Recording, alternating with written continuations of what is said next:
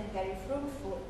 And it is for the cross or trans-curricular approach, because as I mentioned in my first statement, media are carriers of information in all learning contexts, in all disciplines, in all subjects.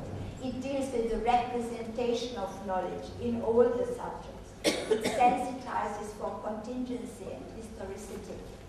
And of course, again, citizenship here, it gives you the ability to deal with a multitude of standpoints.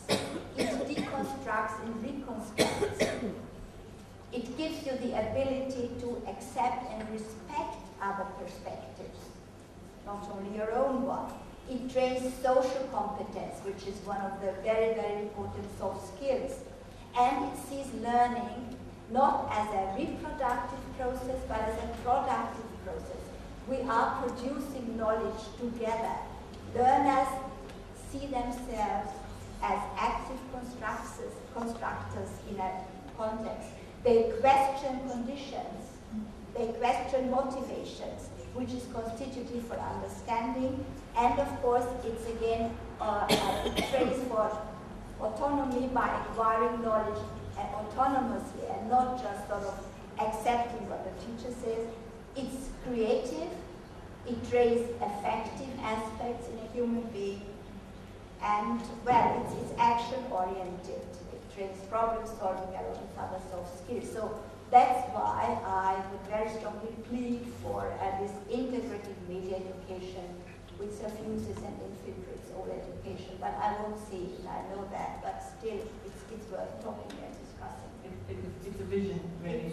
It's a vision, but I think we've been talking about this for such a long time, and probably say that in a slightly different context, but it must be begun. It must sort of be spoken about again and again and again, and then someday, very far off. I mean, it's very inspiring what both of you said. It seems to me that there are huge implications in both cases for teacher training, if that was to be taken on. You know, I think there do seem to be interesting possibilities in the way in which media education at least places teachers and students in a different relationship because of the amount of knowledge and understanding that learners are bringing into the classroom. But I think the question that needs to come after that is, so does it work? You know, does anybody learn anything? Do we have evidence about the learning outcomes of media education? I say, have you found that people are collecting any evidence, and is it credible evidence when they do? I think we have no necessity to evidence. If you compare one country where there is no school and where many countries of Africa, where a school is not an institution started, where the conflicts are permanent, where the hunger is general, then you know that a school institution is justified.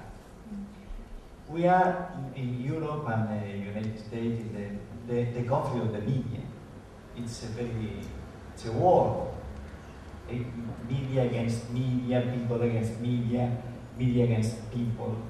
We need a new school, not only the old school institution, but only on the media. I teach in a journalist faculty. We need some pedagogical dimension for journalism. We need journalists without arrogance, without too much power, with the capability to dialogue with the people, to understand the people, to incorporate the people to the big mission of the journalist. And then this is another school, another new school that needs new capability, new skills, because the essence of the journalism is not, we cannot substitute the mission of the journalist by more information without critical thinking, without understanding. And then this is a pedagogical new deal for all the people, for professionals, for people.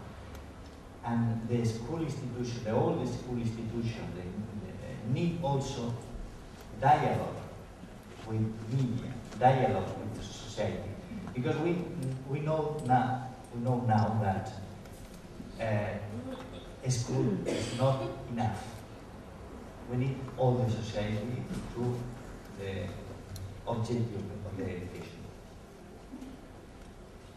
Okay, so maybe the arguments for media education are powerful enough on their own, and we don't need to find evidence of learning.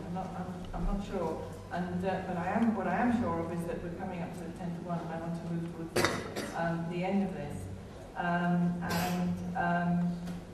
I would like to ask Paolo to tell us a bit about what he sees as the most significant barriers to the development of media literacy, and I'm going to go around the panel after this, asking each person, if you had the power to really make a difference to media education in your country, what would you, which barrier would you like to remove, and how would you like to do it? But Paolo, tell us about the problem first, about what barriers you see. What are the problems that we face in trying to get media education established? The arguments seem to be very persuasive, but clearly there are people that are not listening to them. Well, one of the things that would help is would be if we would have a shared vision of media literacy. This would facilitate the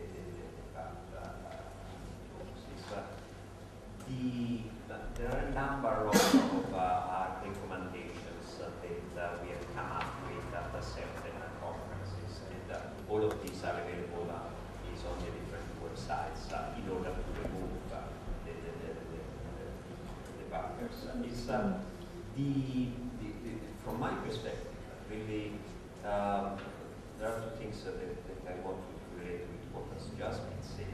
Is just to add, as we are concluding a positive in a sense to this conference.